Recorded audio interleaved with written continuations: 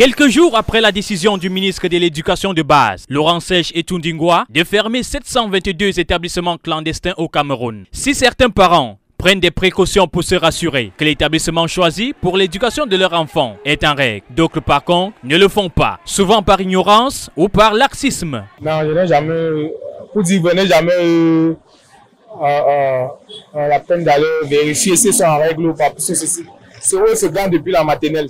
Par moment, je ne me concentre pas de vérifier. J'ai souvent passé essai au Cameroun.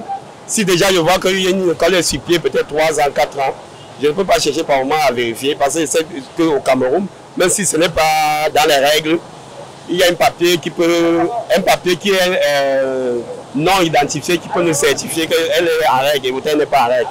Selon la réglementation camerounaise, pour ouvrir une école, les promoteurs doivent fournir plusieurs documents, parmi lesquels un certificat de propriété du terrain, les études de fondation des bâtiments, un permis de construire, la liste du matériel pédagogique et la preuve des fonds suffisants pour couvrir 3 mois des salaires du personnel. Des documents qui jusqu'ici restent méconnus de certains parents. Comme aujourd'hui vous êtes passé à dès maintenant, il va commencer à être un peu plus prudent parce qu'ils n'ont pas encore inscrit.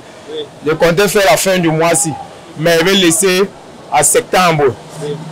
Tu vois un peu là. Mais si avant octobre on ferme, c'est une année blanche, non? De mon côté, je n'ai jamais su que bon, il y en a ceux qui ne sont pas en règle. Bon, c'est vous qui venez comme ça de m'informer. Comme vous m'avez posé cette question, je prenais ça comme les blagues. C'est quand vous m'avez expliqué mieux que bon, moi aussi j'ai compris que les choses comme ça se passent. La problématique des établissements clandestins reste et demeure un épineux problème au Cameroun. Une solution durable doit être prise par les autorités compétentes